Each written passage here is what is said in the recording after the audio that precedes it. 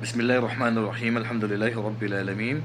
Wassalatu wassalamu ala Rasulillah wa ba'd. Assalamualaikum warahmatullahi wabarakatuh.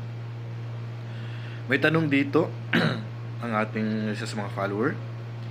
Sabi niya, yung pagsambayang ba ng Fajr ay pwede kahit mataas na ang araw?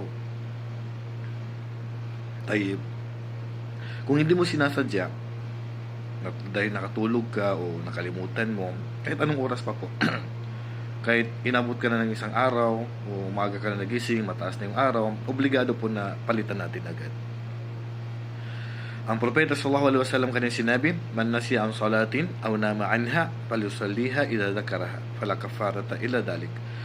Ang sino man na nakalimutan yung sala o natulugan niya at kapag ito ay naalala niya, ay palitan niya agad. Sabi ng propeta sallallahu alaihi wasallam, kasi walang kabayaran dito kundi palitan mo agad.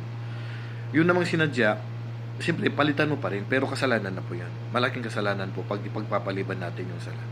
So hindi po ibig sabihin na lumagpas na po yung oras niya is okay, hindi mo napapalitan, no. Palitan mo agad. Kahit anong oras ka nagising, anong oras po ito naalala na hindi mo na isagawa, ay obligado pong palitan natin agad. At pinakamahalaga ay maiwasan natin na hindi po sadyain ito. Wallahu a'lam. Assalamualaikum warahmatullahi wabarakatuh.